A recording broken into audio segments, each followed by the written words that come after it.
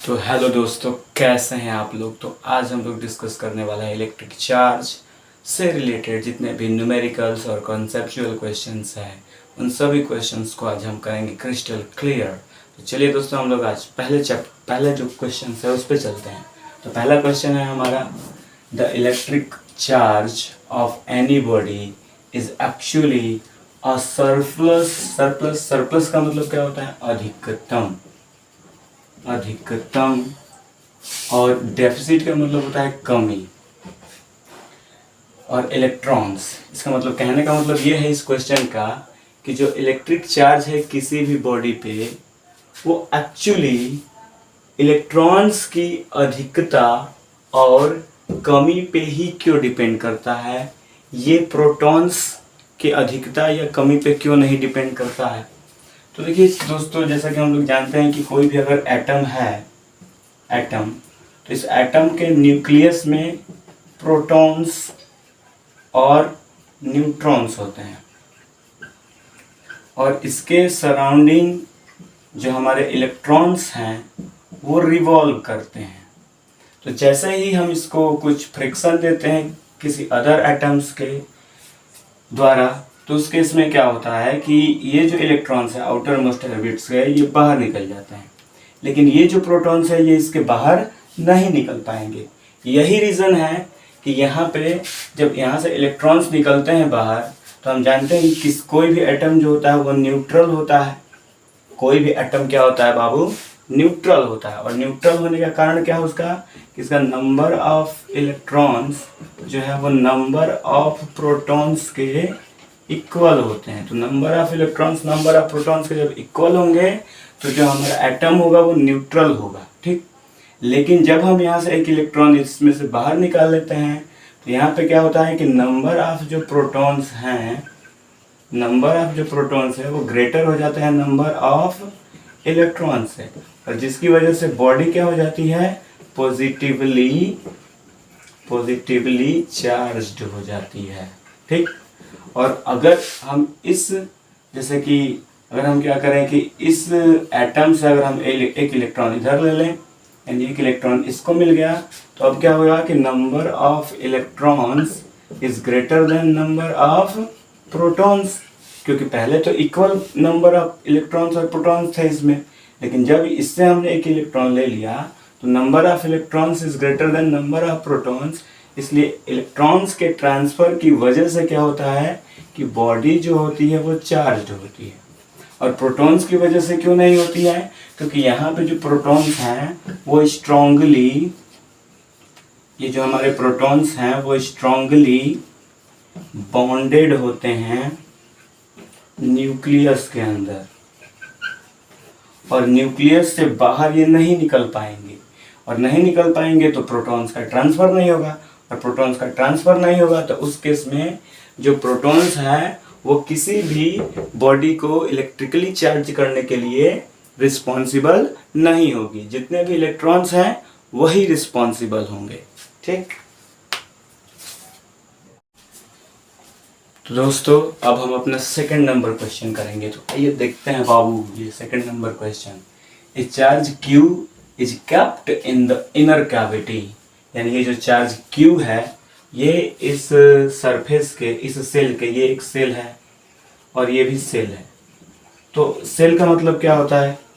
Cell का मतलब होता है कि ये इसका बस होता है पेरीमीटर, इसका बस सरकमफ्रेंस होता है, इसके बीच में जितना भी जगह होता है वो सब खाली होता है, एम्प्टी होता है।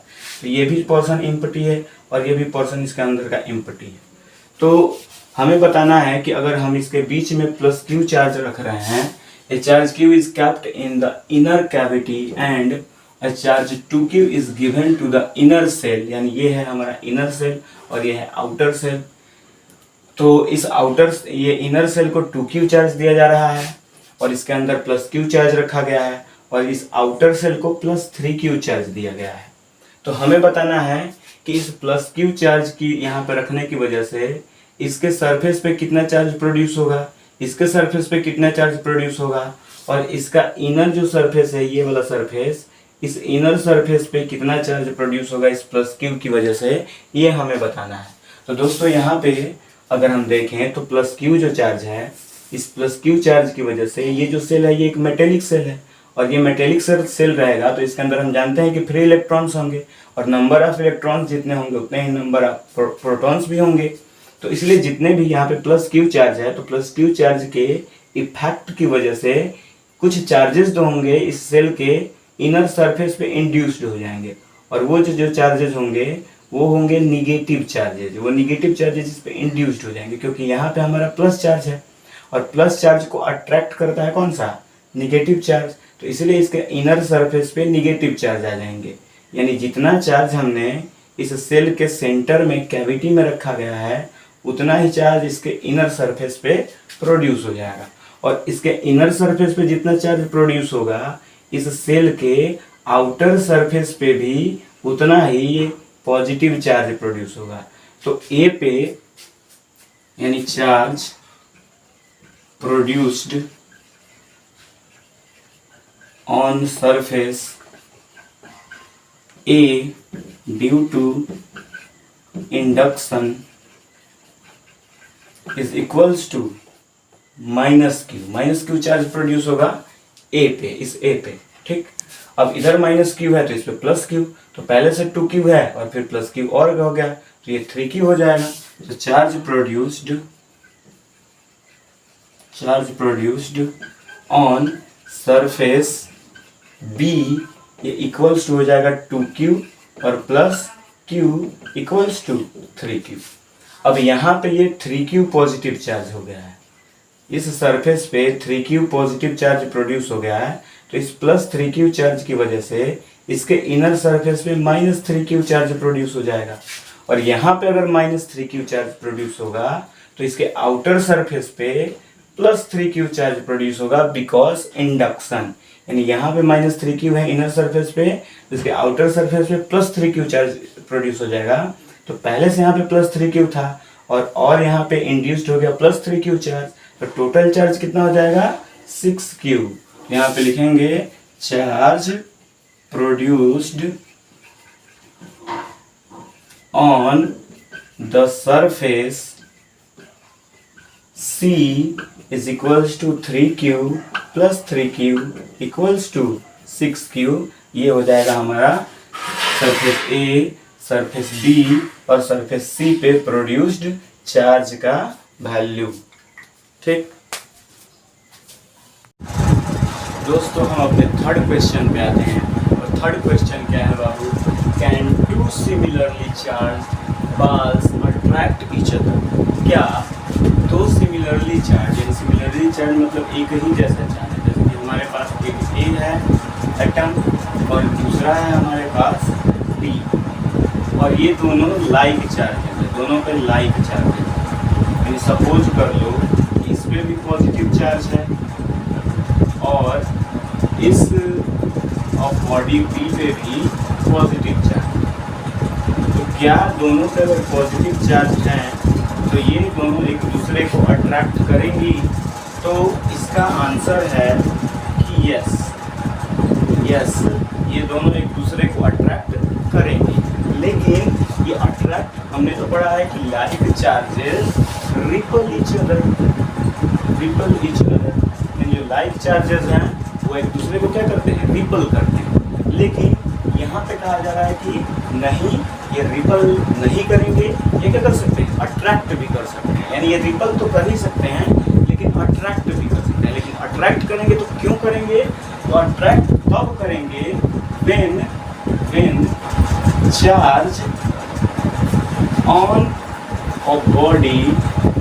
Body A is greater than charge on B। यानी अगर B के ऊपर जो चार्ज है उससे ज़्यादा चार्ज अगर A के ऊपर है तो इस केस में क्या होगा, ये जो हमारा बॉडी A है वो A को क्या कर सकता है, अट्रैक्ट कर सकता है। क्यों कर सकता है, सपोज करो कि यहाँ पे इस पोर्शन में इस A के पास सपोज करो कि 50 पॉजिटिव चार्ज, 50 पॉजिटिव चार्ज, और B के पास इस पोर्शन में सपोज करो, इस पोर्शन में B के पास 20 ही पॉजिटिव चार्ज, 20 पॉजिटिव चार्ज। तो इस केस में क्या होगा कि ये वाली जो बॉडी है यहाँ पे excess amount of positive charge होने की वजह से, ज़्यादा पॉजिटिव चार्ज होने की वजह से यहाँ पे इसके इनर सरफेस पे क्या होगा कि निगेटिव चार्जेस का प्रोडक्शन होना स्टार्ट हो जाएगा। और निगेटिव चार्जेस क्यों होने लगेगा, क्योंकि यहाँ पे हो जाएगा हमारा इंडक्शन, यानी यहाँ पे इंडक्शन की फिनोमेना ऑब्टेन हो जाएगी। यहाँ पे ज़्यादा पॉजिटिव चार्ज होने की वजह से ये जो हमारा एटम है इसके पास तो कम यहाँ पे पॉजिटिव चार्ज है, और कम पॉजिटिव चार्ज होने की वजह से यहाँ पे क्या होगा कि इसके जो excess amount of positive charges हैं, इसके निगेटिव चार्जेस, इसके अंदर के जो निगेटिव चार्जेस हैं उनको इसके सरफेस की तरफ अट्रैक्ट करने लगेंगे। और जैसे ये अट्रैक्ट करने लगेंगे तो ये वाला जो बॉडी है वो इस बॉडी को अट्रैक्ट करने लगेगा। तो लिखेंगे कि due to induction the body A attracts body B due to large amount of charge at body। यानी ए के पास में large amount of positive charge है, इसीलिए ये बी को इंडक्शन के थ्रू अपनी तरफ अट्रैक्ट करेगा। ठीक, तो दोस्तों अब हम अपना क्वेश्चन नंबर 4 करेंगे। तो देखिए, टू आइडेंटिकल मेटेलिक स्फीयर्स यानी दो स्फीयर्स जो हैं वो एकदम सेम है एक दूसरे के, यानी इसके जो मासेस हैं दोनों के सेम है। यानी अगर ये ए है स्फीयर और ये बी स्फीयर है तो दोनों के मासेस क्या हैं, सेम है, ऑफ एग्जैक्टली इक्वल मासेस। यहाँ पे दे दिया गया है are taken, one is given positive charge of q coulomb and other an equal negative charge, यानी इसको प्लस q चार्ज दिया जा रहा है और इस b को उतना ही नेगेटिव चार्ज दिया जा रहा है, यानी इसको माइनस q चार्ज दिया जा रहा है। तो कहा जा रहा है कि are their masses after charging are equal. अब देखो, इसको कहा जा रहा है कि पॉजिटिव चार्ज दिया जा रहा है, तो पॉजिटिव चार्ज दिया जा रहा है इसका मतलब ये हुआ कि इसमें से जो इलेक्ट्रॉन्स हैं q electrons, some electrons are removed, यानी पॉजिटिव चार्ज देने का मतलब क्या हुआ कि कुछ इलेक्ट्रॉन्स इसमें से निकाल लिए गए हैं, और इसको plus q minus q charge देने का मतलब क्या हुआ कि सम इलेक्ट्रॉन्स आर गिवन, कुछ इलेक्ट्रॉन्स इसको दिए गए हैं। अब हम जानते हैं कि जो इलेक्ट्रॉन का मास होता है वो होता है 9.1 इंटू 10⁻⁻31 kg। तो अगर हम इसमें से कुछ इलेक्ट्रॉन्स निकाल लेंगे तो इसका मास क्या हो जाएगा, पहले से थोड़ा सा कम हो जाएगा, यानी sum mass of body is reduced due to, it will be due to providing it positive charge। और यहाँ पे क्या होगा कि इसको इलेक्ट्रॉन्स दिए जा रहे हैं, तो जितने इलेक्ट्रॉन्स दिए जा रहे हैं उतने ही मासेस, इसके मास भी दिया जा रहा है, यानी इलेक्ट्रॉन दिया जा रहा है, इसका मतलब ये इसको मास भी दिया जा रहा है। तो due to giving some electrons its mass will be increases, यानी जब हम इसको पॉजिटिव चार्ज देंगे और इसको नेगेटिव चार्ज देंगे तो इसका मास जो होगा वो रिड्यूस हो जाएगा, कम होगा, और इसका मास क्या होगा, बढ़ेगा, क्योंकि हम इसको इलेक्ट्रॉन्स दे रहे हैं और इलेक्ट्रॉन्स का मास होता है 9.1 × 10⁻⁻31। इसका मतलब ये हुआ कि व्हेन, यानी बोथ, यानी बॉडी ए, यहाँ पे लिखेंगे बॉडी बी यानी मास ऑफ बॉडी बी ऐसे लिखेंगे, mass of body B is slightly greater than mass of body A, यानी ए के मास से इसका मास थोड़ा सा ज्यादा होगा। ठीक, तो दोस्तों अब हमारा नेक्स्ट क्वेश्चन है, explain why a neutral object can be attracted to a charge object. यानी कहा जा रहा है कि एक हमारे पास न्यूट्रल ऑब्जेक्ट है। न्यूट्रल का मतलब क्या? न्यूट्रल का मतलब ये हुआ कि उसके पास नंबर ऑफ इलेक्ट्रॉन्स जो है वो नंबर ऑफ प्रोटॉन्स के इक्वल है। ठीक, तो कहा जा रहा है कि क्यों एक न्यूट्रल ऑब्जेक्ट अट्रैक्ट हो जाता है एक चार्ज ऑब्जेक्ट की तरफ, क्यों नहीं एक न्यूट्रल ऑब्जेक्ट रिपेल होता है चार्ज ऑब्जेक्ट से। यानी अगर हम इसके पास एक चार्ज्ड ऑब्जेक्ट ला रहे हैं, इसका मतलब ये हुआ कि इसका नंबर ऑफ इलेक्ट्रॉन्स ये ए है और ये बी है, तो इसका नंबर ऑफ जो इलेक्ट्रॉन्स है ये या तो ग्रेटर देन होंगे नंबर ऑफ प्रोटॉन्स के, या नंबर ऑफ इलेक्ट्रॉन्स जो है ये लेस होंगे नंबर ऑफ प्रोटॉन्स। ठीक, तभी ये जो बॉडी है हम कहेंगे कि ये बॉडी क्या है? चार्ज्ड है। तो कहा जा रहा है कि अगर इस चार्ज्ड बॉडी को इस न्यूट्रल बॉडी के पास हम लेके आ रहे हैं तो ये जो बॉडी है ये इसको अट्रैक्ट क्यों करती है, ये इसको रिपल क्यों नहीं करती है। तो सपोज करो कि अगर इसके पास पॉजिटिवली चार्ज्ड है, यानी पॉजिटिव चार्ज है इसके पास, और ये जो बॉडी है बी ये चार्ज नहीं है, यानी इसके पास equal amount of negative charges हैं और equal amount of positive charges हैं। ठीक, तो इसमें क्या होगा कि जब हम इसको इसके पास लेके जाएंगे तो इसमें होने लगेगा इंडक्शन। जैसे ही पॉजिटिव चार्ज इसके पास जाएगा तो क्या होगा कि इसके जितने भी निगेटिव चार्जेस हैं वो सभी निगेटिव चार्जेस इसके सरफेस पे आके अरेंज हो जाएंगे, और सरफेस पे आके यानी इधर अगर हमारा पॉजिटिव चार्ज है तो इसका अपोजिट चार्ज इधर निगेटिव चार्जेस इसमें से निकल करके इसके सरफेस पे इक्वली डिस्ट्रीब्यूट हो जाएंगे, और इक्वली डिस्ट्रीब्यूट हो जाएंगे तो यहाँ पे निगेटिव चार्ज और यहाँ पे पॉजिटिव चार्ज, और यही रीजन है कि यहाँ पे डिफरेंट चार्जेस हो गए, अनलाइक चार्जेस हो गए, तो इनके बीच में क्या होगा? अट्रैक्शन हो जाएगा।